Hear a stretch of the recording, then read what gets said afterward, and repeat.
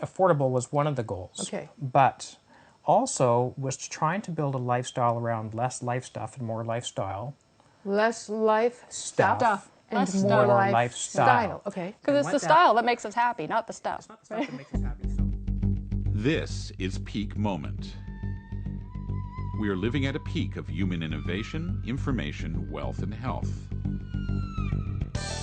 But we're also at a peak of population and consumption, with rising temperatures and declining resources fueled by cheap oil and gas. Peak Moment Television, bringing you examples of positive responses to energy decline and climate change through local community action. Hi, welcome to Peak Moment. I'm Janaea Donaldson. I'm in southern Vancouver Island.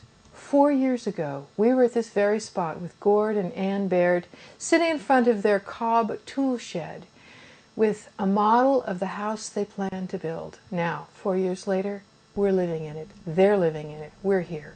Gord, Ann, thanks for joining me. And I gotta say, you've got a dream come true that you're living in. It's a pretty astounding house. An eco-sensible house, you call it. Can you tell us about it? That's correct. Thanks for coming back. It's great Love to it. have you here in our home and show that we did what we said we were Yes, going to do. Yes, yes. It's pretty exciting, even after we've been living in it now for a year and a half. It has been a dream come true. And we created a home that functions as part of the ecosystem around us, where the home is not separate from the land, where resources and energy and water flow between the home and the land. There's no line that separates it. So to try to create a living building, and with all the different systems, with the water systems, the energy systems, all the natural materials you use to create the house, to create a sustainable home for a multi-generational family of 6. That's a tall order, I will add, in a relatively small footprint. Yes, 1,550 square feet is the footprint, and the whole house is about 2,150 square feet. That's inside, though. That's inside. Walls are 2 feet thick, so it's a little bit bigger outside. 2 feet thick. Yeah. So, okay, tell us, keep going. Well, the one difference is that when you were here last time, we were building a cob woodworking shop, and this was going to be a straw bale building. We ended up going cob because we fell in love with it. Totally fell in love with cob. Just the ability to build with handfuls of mud, one handful at a time, is just very empowering. And you can create, it's just, as kids, we love playing in the mud, and we never lose that. Once I got over my fear of getting dirty, there was no stopping me. And we just fell in love with it. But in order to build a house out of cob, we had to make some improvements, because cob can be a very labor-intensive and very slow process. And we also wanted to do load-bearing cob, which means you have to build the walls up first and then put the roof on. And you have to do it all in 1 year. So wait a minute, let's go back. Just say, load-bearing like a standard house, so that you can carry the weight of the roof, right? But because you're using clay, tell us what cob is. Cob is traditionally, it's clay, sand, and straw. Where clay is the natural glue, straw is the natural rebar, and sand is the aggregate. It provides a compression strength. So that when you mix it together in a very malleable state, you just stack it hand by hand. And so in essence, the walls are all monolithic. yeah, and so this house is the first of its kind in North America, because it's legal, it's code approved, and it's 2-story load-bearing cob, and fully engineered for earthquakes. And so by building load-bearing cob, we actually reduce a lot of the cost of the structure as well, because you don't have to build your structure first. The mud walls are the structure. And you have to build it in the first year because the cob in the year. Weather dependent. Yeah, weather dependent. You can only build when it's not pouring rain, right? So That's right. We're in a rainy part. Yeah. Okay. and we wanted to Northwest. you got to get your roof on, and you can't put your roof on until you got your walls up. Because that's your structure. Yeah. Got it. Okay. You must have been busy. Oh, we were busy. But when we built the little cob workshop, when we fell in love with cob, we had to improve upon the speed of building with cob, or else we'd still be building our house. So traditionally, cob is mixed by foot, and that's how we did the workshop. But when we built the house, we brought in the old rototiller, my parents' old rototiller, and we consumed 25 liters of gas to build the house with that rototiller. Okay. Very small carbon footprint for a house that can last 500 years. Yeah. 500% quicker. Yeah, 500% quicker. We actually did the calculations. And I'm sure that you are training other people are learning this method. We've actually moved beyond the rototiller. We're now using a bobcat. A bobcat. It picks the materials up, it mixes it moves them to your wall, and it lists them up for you. Wow. And it's still Of a course. very small carbon footprint. I would imagine that Yeah. is true. Yeah. Some of the characteristics of your house, and we will show people the lovely. I want to. It's hard to describe. It's a very organic shape. You know, there's not rectilinear forms. There's a kind of quiet and containment, but not a close quality. I mean, it's spacious. My partner Robin, the videographer here, says that it feels like the house is like 3 times inside, 3 times larger than the footprint. And it does feel that way. And I think it's mostly because you're not dealing with corners. Yep. You know, you're dealing with flowing forms. So I just want to add that comfort for me as a visitor is quite remarkable here. It's a very comfortable, pleasing house to live in. We feel safe, and you know, the organic shapes, and a house that you create with your own hands has that other. You know, you really bond with it that way because every handful of mud was placed there. Yep. Lovingly, I would bet, and sometimes hard work. Back to the functioning part of this, one of your other goals that I remembered from then was you were planning to have, you know, as close to a 0 carbon footprint, so, and using the water well and so on. Can you tell us how you did in all that regard? So the systems of the house, on all the systems we made a conscious choice as to whether they were completely automated or to whether we bumped into them. And so, for example, our solar PV system, which does electricity, it's completely automated. We don't have to think about it. So you have solar panels on the roof and whatever to run electricity in the house. We have solar thermal evacuated tubes, which generate hot water, and that hot water is then in a combination system that does both our domestic hot water out of our taps, but it also runs through the floors. So even all these benches. The benches and the earthen floors. I'm noticing it's a cool day today, and I am totally comfortable. It's like, yeah. I mean, the floors, and even upstairs, you said. Yep. So even upstairs, and that's sort of the fancy stuff. But when you get into the stuff that we bump into on a regular basis, we've got our gray water systems. So, and they were hooked into worm biofilters that Anne designed. Worm biofilters? Biofilters. Okay. It works as a surge trap, a grease trap, and the worms eat all the little bits of food and clean it up so that we can send it then to irrigate some fruit trees. So we actually get to harvest worm castings from our gray water. Fabulous. Yeah. I mean, so you're fertilizing as well as using your rainwater. That's that sense of connection. So the worms are like your pet. So if you're putting something down there and you kill your worms, maybe you shouldn't be using it, right? Yes, we can learn from our worms. Yeah.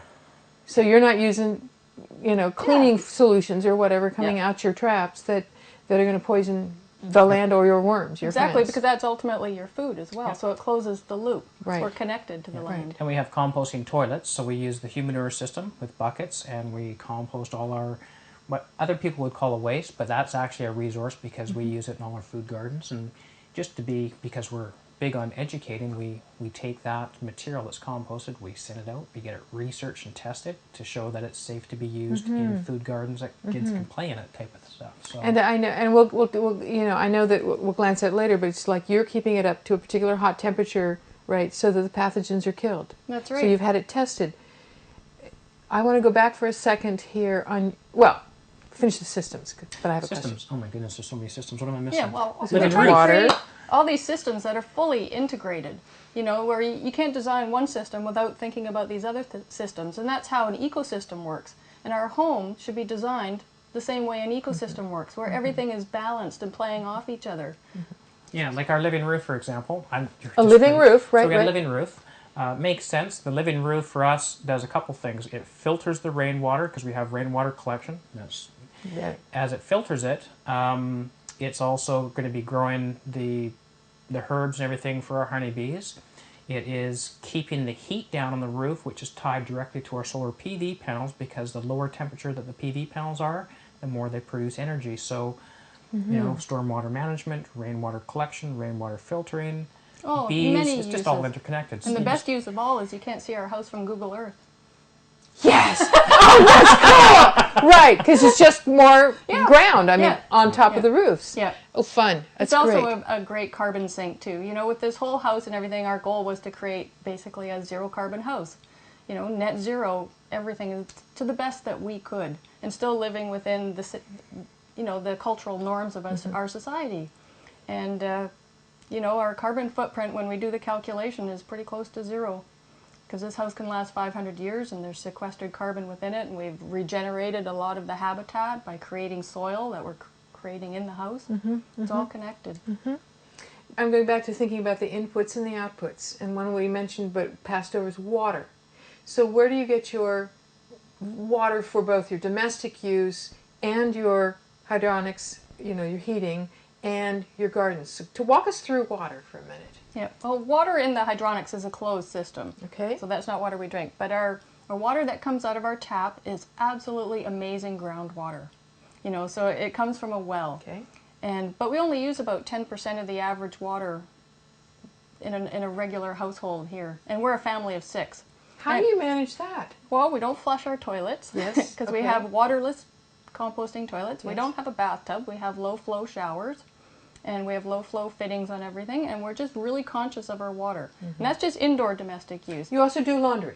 Yes. You do have a laundry. We have a front loader, high efficiency. Just we do smelling. laundry. Thanks, Gordon. I appreciate that you do the laundry. But so that's another water use. Okay, but Absolutely. you've got an efficient. Okay. Yeah. Okay. And so our domestic use is very low, and the groundwater is fantastic, and we really want to preserve the groundwater, and our whole community is interested in preserving the groundwater. So education is a big part of that. So reducing our consumption first, and then we also have a rainwater harvesting system, like Gordon mentioned, from the living roof.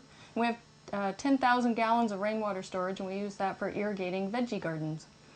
Does that 10,000 is a lot? It's not enough. Not enough. It's not enough. And I was wondering. Okay. Because we grow the majority of our family's food. We're, just in our 4th year of growing food and trying to grow everything except the grain so far, pretty much. And we estimate we need about 30,000 gallons.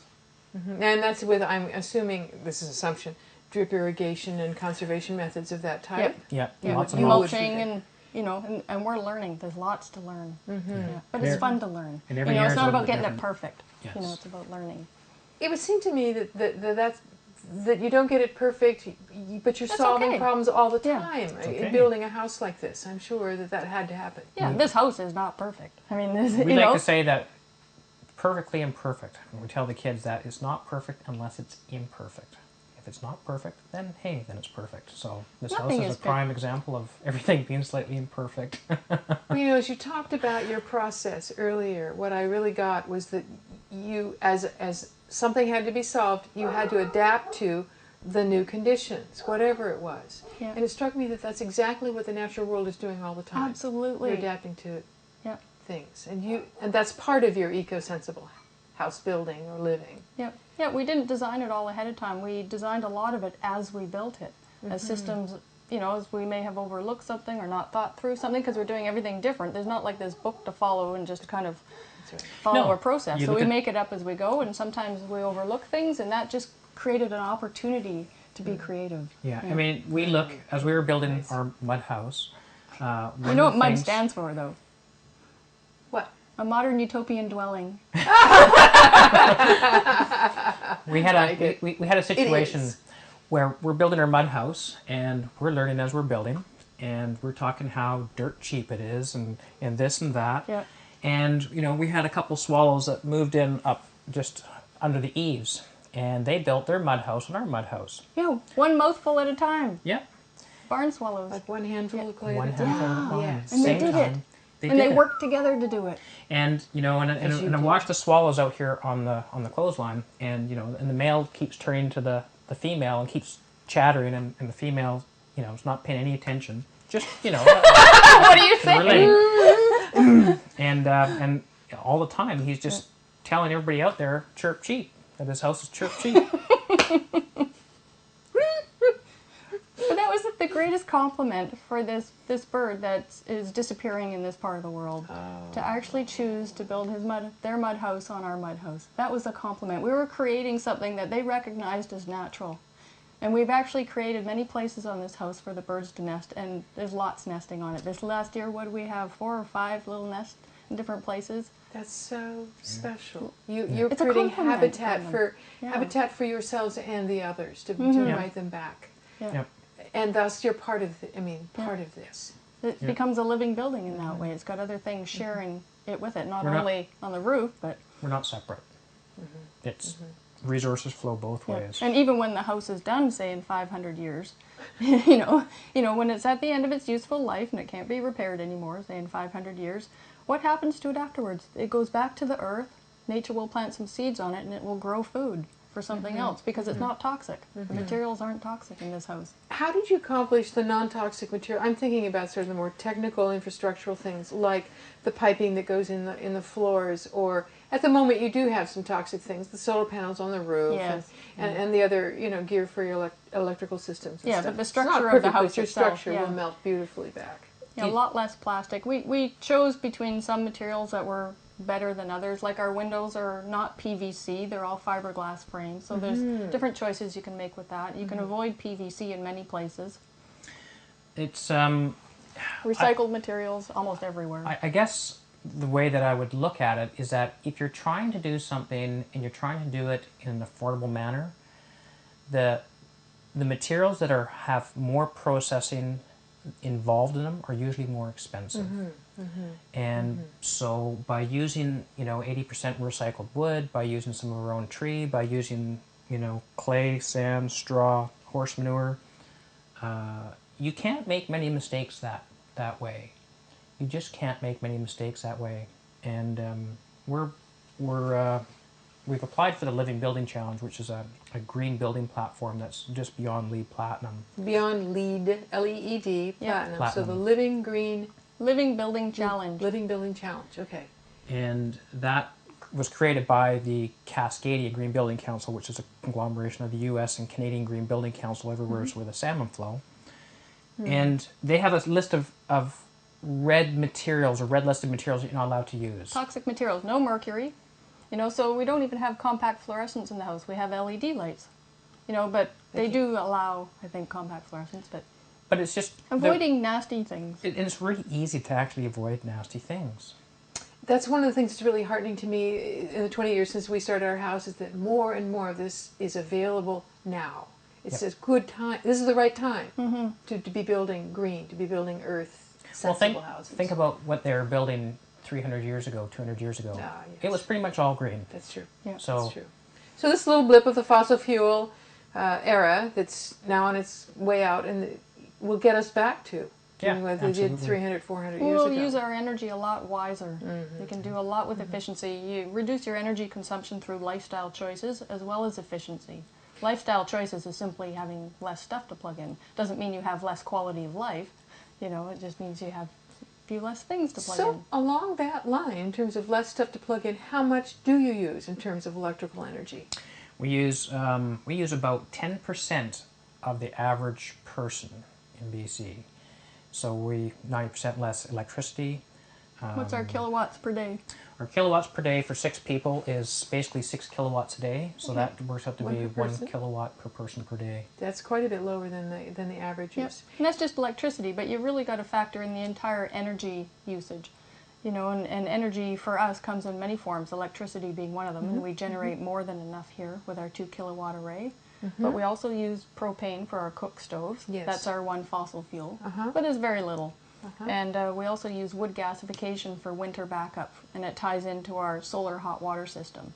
And that's very efficient. We only use about 3 cords of wood a year for this house. And that's for all of our hot water and heating. And all of your heating. And for a house for 6 people. Yeah. That's not that much at all.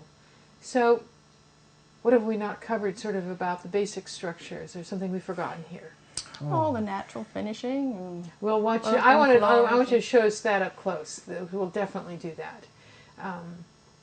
I wanted to ask, if somebody were wanting to build something like this, what kind of advice could you give them? What kind of challenges did you run into that could help someone else? The best advice, I think our best friend was naivety. Well, you got to have a really good attitude and just a love for what you're doing and a real passion. And dive in and don't be scared of making mistakes. Mistakes aren't bad. They're learning opportunities. Yeah. What's happened with us is that, we came into it with a lot of passion. It was a new relationship for one, which was probably a good thing. We knocked a lot of corners off each other as we were going through the process of building. But what we learned is that from incorporating, the people around you, you want to find people that, share the same values. So whether that's an electrician or a plumber, you want to be able to listen and understand, the role of the building inspector, because they play a key role. They can be your friend. They can help be your you. friend. They're there to help you. You don't just try and do it in a bubble. And you need to have that support group around you. And we were really lucky that everybody that we bumped into was wonderful in that respect. What was hard? Well, it was challenging living in a trailer while we built. That was a challenge for us, because nature was our enemy and not our friend. Whereas we were fueled by the dream of building our home where nature was our friend and not our enemy. And that was so painfully obvious when we were living in the trailer. The wind and the rain and the storms and power outages. Yeah. But another challenge was bringing the 3 generations together. I became stepmom to Gord's 2 little kids when we got married 5.5 years ago, and they were 5 and 7 at the time. So they've, pretty much grown up with us now, because they're 10 and 12, almost 13. And we also blended with my mom and dad. We all bought this piece of land together, and Mom and Dad sold the family home of 34 years and moved into a trailer behind ours. It was a bigger trailer than ours, so Mom didn't dare complain.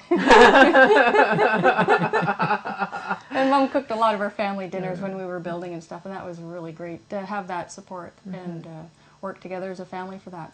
But it was really challenging with designing space usage and all the different systems and things like that, because different generations have different needs and wants. We able to identify our needs and wants, and the kids, they're just, they come along for the ride, and they're just really happy with moving out of a trailer. And just trying to make sure everybody's needs and wants are met. So we all had to learn some, new communication and try to take the time to listen to each other and not be so busy.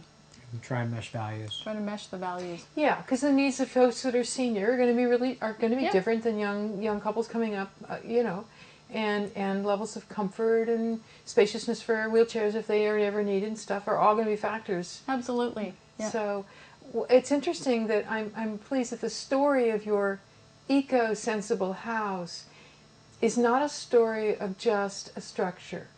Many people who think of buildings think of the physical structure, how it's built, and so on, and we covered that. That's part of it.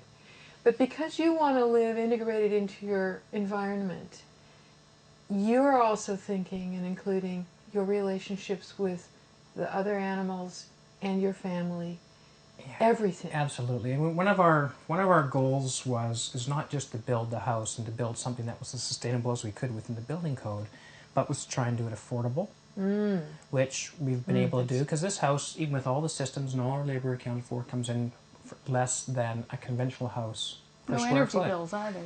And no energy bills. No energy bills. That's good. About how much, did you $148 a square foot completed. $148 a square foot. So right now, around here, $160 a square foot is for your basic house. And that could last 500 years. Yes. But, so that's just, affordable was one of the goals. Okay. But also was trying to build a lifestyle around less life stuff and more lifestyle. Less life Stuff. and Less more stuff. lifestyle. Okay. Because it's the style that makes us happy, not the stuff. It's not the stuff that makes us happy. So the style for us, and the style that we wanted to have, was where we could spend, a third of our time working to earn income. We could spend a third of our time on the house and on the land to grow Working our for food ourselves. and work for ourselves, and a third of our time volunteering. Wow. And for 5 years, in the 5 years that we started this project, the house only took 20 months, but it's 5 years that we've been up here, because we built, chicken coops and woodworking shop, we're just now getting there. And we've got a lifestyle which we had set out as of everything we wanted to do way back when we were first here. Everything we've been able to go and achieve all of that, except rather than the house being a straw bale house, it's a cob house. So that's the only difference. Okay. And so you're creating a life. Creating a life. A sustainable home is just a thing. It's how we live within it that truly makes it sustainable. Well, I would love to take a little bit of a tour of some of this house to share it with the viewers, because it's such a beautiful space. Can we do that? I'd love Sure. to show it to you. Oh, good. Okay. Anne, tell us about this comfortable room. Well, this is Parker's room, and he's 12. And we have 2 kids, Emily who's 10 and Parker's 12. And each of the kids got to have some input for designing their room. And so they had some used blocks and they could decide where to put them. And this is how Parker chose to orient his blocks. And it's very beautiful. And right beside his desk, it gives some natural light. So it's beautiful. And behind me, we have a cob wall here that's been painted with a homemade milk paint. And Parker got to pick the color of green for that. And the milk is just the protein, which makes it a lot tougher. And even in a kid's room, though, it still chips a bit here and there. Kids are kids. That's right. That's right. What also personalizes this room is some of the artwork in here. He's got some artwork from his one grandfather on the wall here, which is an incredibly incredible carved fish. Yeah, and he's also got homemade artwork there from my dad, his other grandfather. So quite beautiful. Yeah, I mean, it's a very warm space. I want to talk about the floor too. Yeah, and the floor this is on the second story, and we have earthen floors on the second story with hydronic heating in them. And so they're very warm and cozy and just beautiful, and they're very durable. And then this is all the inside walls upstairs are filled with what's called light clay infill, and that's basically wood chips, straw, and lightly covered with clay, and that's all held in there. So it's a kind of 2x4 construction in there, all used 2x4s, of course, and it makes it very soundproof between the walls. And then we've got a beautiful lime plaster on the inside there, which is extremely durable. So the brown is the lime, yes. The lime plaster. Yep. Tell us how this exterior wall is constructed. Yeah, this cob wall is a little bit different than the lower ones because it was originally, on the second story, it's framed with used 2x10s. And then out of the 2x10s, we have a whole bunch of used nails in it. Where did the used nails came from? All of the used lumber in the house. About 80% of the lumber in the house is used. We pulled all the nails out, and then we stuck them all back in again, about 5 buckets. Wait a minute, what do you do sticking them back in? I mean, how do they work? Well, we put them into the sides. If you've got the 2x10 stud laying that way and that way, we put them this way. So it's like a porcupine of it. And what it does is it holds the cob in place, kind of like a mechanical attachment. Oh, so it just doesn't fall. Yeah. So it's like it's held. Oh, okay. And then it dries. You've got, the structure holding it. Yeah, the structure holds it all together. So we're using recycled materials wherever possible. And natural, recycled, beautiful, and customized to each of the kids. That's fabulous. What a treat. Get to design your own room. I like it. I bet a lot of kids are going to be envious, Parker. So, Gord, tell me about Emily's room here. Well, Emily's room is, Emily's room is an example of where there's just stories about the house and about the building of the house. So Emily got to design her room. She got to place her glass blocks. She got to put some vases into the wall because you can build right in. It's amazing to have glass vases in your wall. Yep. With the cob, the plaster, yeah? Yeah, and everything that you touch has a story to it. So, for example, the windowsill, my dad does carving. That's wood from my dad from some of his carving. This here used to be way back when my grandpa had made an old leaf table, and this past Christmas it was reconverted and made into a dresser a desk for Emily. We've got the bed here, which is Anne's dad made many years ago when Anne was a girl. We've got an old dresser that Anne used to use when she was young as well. What I really love is the sense of the stories of family within family within family embedded here. Yeah. All over the place. Your whole house is full of stories, and it's not sterile. It's not sterile. It's very warm and very personable. Every time somebody touches something on the walls, there's a story to it. There's handprints hidden all over this. Absolutely. Everybody's smoothing that, yeah. Wow, loving. I mean, you can feel the love in here. You feel it. And the choice of colors that the children made for themselves. It's nice.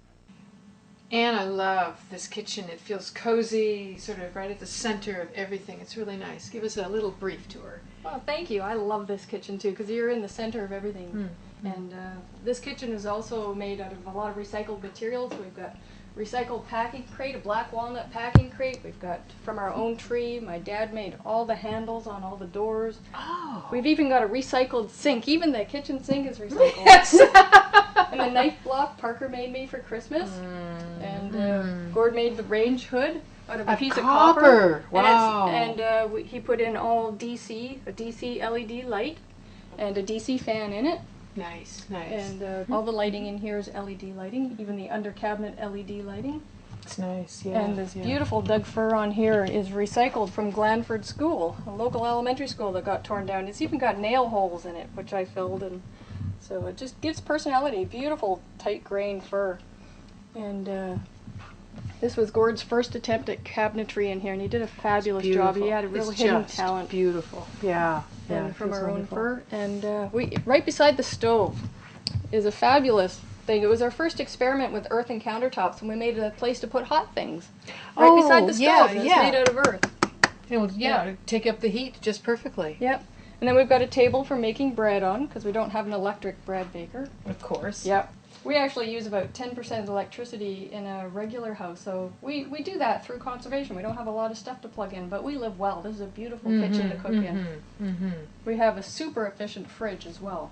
This is a chest fridge, and you can tell it's a fridge because of the magnets on it. Oh, I would never have guessed. It's the magnets that do it. Yeah. So how do things store in there? I mean, really good.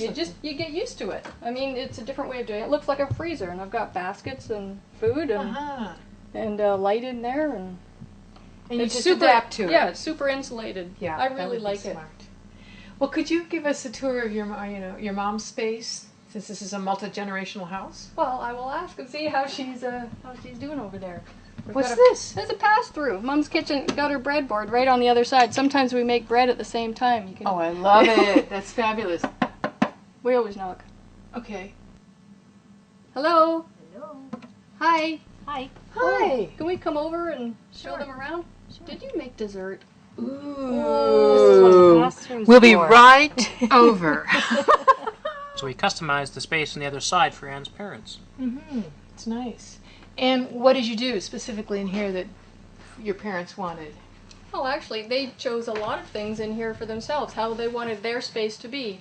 And for instance, the layout of the kitchen was completely their design. You know, where everything was going to be and where all the cabinets are going to be, the type of stove and the type of fridge, also a super efficient fridge, where the bread table was going to be. And it was totally customized by them, and Gord built it. We also put, Mom and Dad wanted hardwood floors in this part of their living area, so we've got a beautiful bamboo floor, and also bamboo countertops, and they, everything was customized for, you know, how they were going to live in this space. And we've got a lot of my dad's artwork here as well, so that also helps to customize their space. It's not just the actual structure, it's what you put in it. So the farm he grew up on and all the vases he makes. They also chose their glass blocks and how they were going to orient them. And they purchased some really beautiful yellow ones. The morning sun comes right through that big yellow one, right into the kitchen. It's spectacular. So they chose where all these things were going to go. And also they, Mom had this beautiful vase that she was given by a dear friend of hers, so she wanted to put in the wall. And we can just do that in a cob house. We can just stick it in the wall. And of course, Dad made that amazing door, which is a Dutch door. And on the floor, this is where we ran out of bamboo and turned it into an earthen floor. But we just make it up as we go sometimes. And the clock is kind of a real special piece because that was my mom's grandmother's clock. So we measured it and we made a special nook just for it there, and that's worked out really well. And I see Janae and Mom, you guys have met. You're looking very comfortable here. I'm here with Marilee. Thank you for. This is a cozy place. It is. This area in here is How about you spend a lot of time? just small, cozy. We didn't need a huge front room. So what's it like suits the sort of purpose. living with, you know, your family right next door and in a cob house? It's not probably what you started with. What's it like? No, it's not what we started with. It can have its challenges, but you know, we work through most of them, I think. What, the house or the family? Well, living in close quarters. Yeah. But the house is wonderful. I feel safe here. It's warm. It's cozy, and it gives us the space that we need. Having the open kitchen area, it's really quite comfortable. And I expect that you've changed your way of life by being here, by sharing this with your family. I think it's a model that many more people in your and our generation will be doing that. finding ways to share a life together as we get older and need more care, need a little attention. Presumably, Perhaps. that will happen. But it's here if we need it. Good. Yeah. That's good. And that's what it's all about. And you're warm and cozy for now. I like that. Yeah. Yeah. Good. It's always warm and cozy. I thought the best part, Mom, was sharing the dog. Do you like that? Oh yeah, sharing the dog is wonderful because we can go away and Oh not yes, have to worry about that's it. good. Somebody's going to keep an eye on the dog. That's great. Yeah, we buy the dog food and they pay the vet. So it works. It works for us. Sharing, yeah. Mind you, he eats a lot.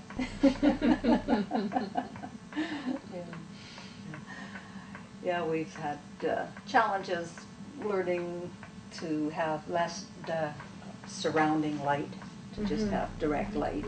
But you look long enough and you find what works for you. Like this little lamp here, it works very well because we can have it on just a little bit if we're just in here maybe with the television on, or we can turn the 2 on for reading, or 3 for everything. So if we want. you too, are, you know, because you're part of the whole pattern, you're having to conserve, be mindful of in a way course. you don't when you can just turn on the switches and run from the grid. But you're finding a way to work, have it work. Oh yeah. Yeah. And I see that you have some kind of screen, so there is some kind of way to see entertainment from the world. It's just very small, and it's not digital, because that takes a little box that has to be on all the time. So it's turned off right at source all the time. So it's no phantom draws on anything that doesn't have to be plugged in. Not everybody in your generation knows what a phantom draw is. Well, I guess that's true. Yeah, yeah. Thank you for letting us be in your little cozy space too. Well, thanks for coming. Nice. Gord, tell me about the pipes and all of this out here outside the house. Well, coming from the living roof, we've got our rainwater harvesting system. So we've got the pipes that are coming down. Pollen, bird poo is already pre-filtered out from the living roof. It comes down, and then the water comes past our hops, which is a really important medicinal herb that we use in beer. We filter the water, a pre-filter for any debris, a little debris filter over here. That little box, is that that little what box, that's doing? exactly. Okay. And you can see that it needs to be shaken out. The nice thing is you can see into it, so you can just pull out the screen and shake it out. Nice. And then from there, the water runs slightly uphill, not because of bad plumbing, but because if there's any aggregate that stays at that end, we can clean it out. So that little hump there is for that. Exactly. Okay, all right. Water comes into this tank. We have a series of cascading tanks. We have 10,000 gallons of water storage. You guys came up here in the past 24 hours. It's been raining. Well, not 24 hours. I just looked in the tank, and we've gotten about 1,000 gallons of water. Wow. Basically, when we get 1 inch of rain on our roof, that equates to 1,300 gallons of rainwater, and that then gets pumped out and used in our gardens. So what's this up here, Gord? Well, you've used our toilet in our house, right? Yeah, Well, with a little sawdust beside after you get done. That's right.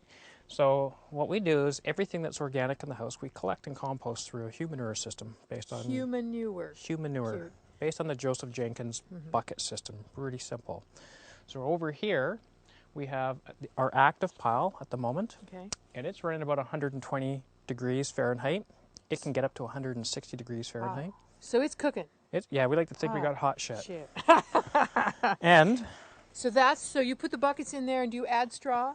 what we do is we dump the buckets in there, we open it up, we dump the buckets in, we cover it over with straw, and every 4 days I'll dump 5 or 6 buckets. Those are the types of buckets that we use right there in the ground. 5-gallon buckets. 5-gallon buckets, black actually. It's nice. It's more cosmetically Yes, that appealing. would be, yes.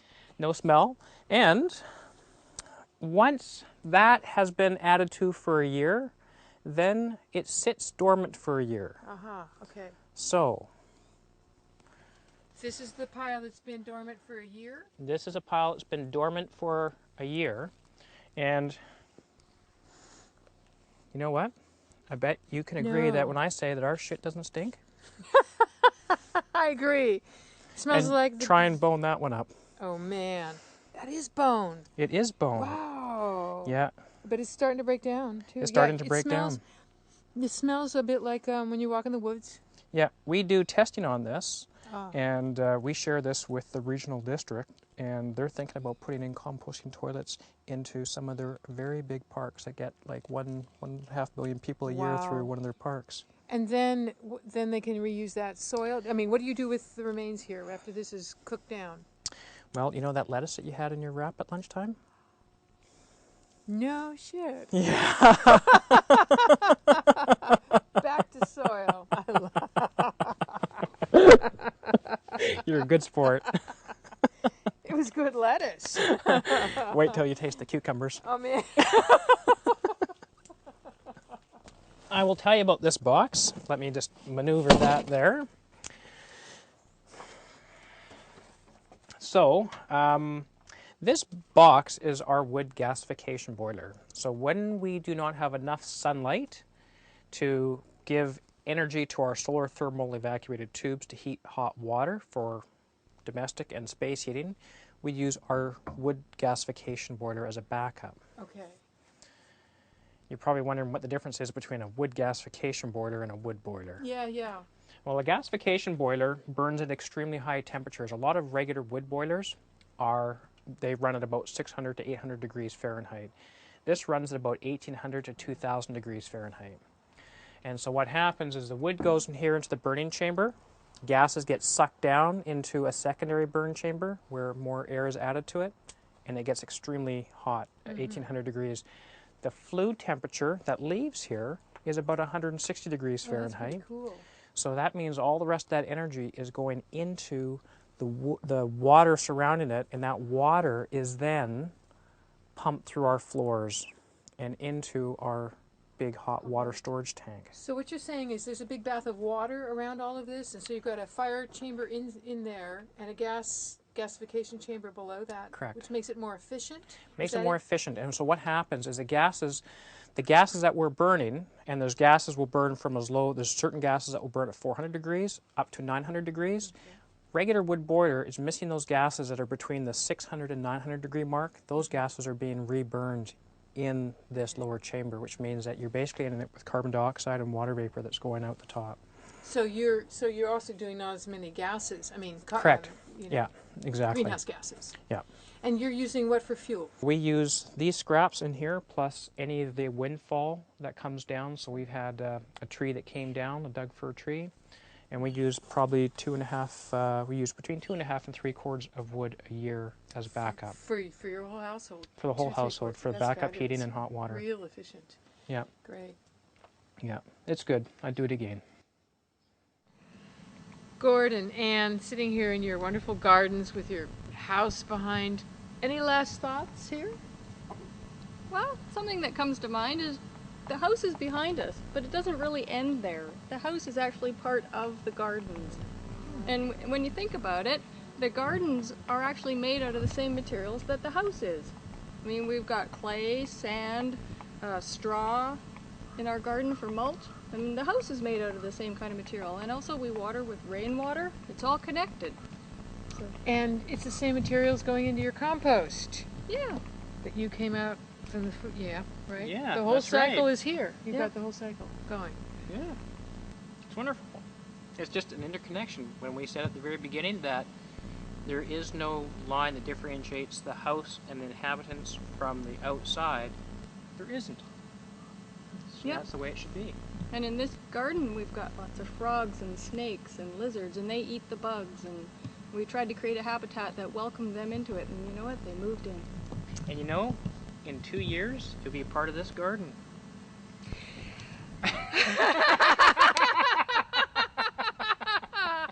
Because my compost from their composting toilet will go into the hot pile, and then the cool pile, come back to the garden, feed you all for that year, and that means that in 2 to 3 years we need to come back and visit. So come for See dinner. what's happening there. Come for dinner.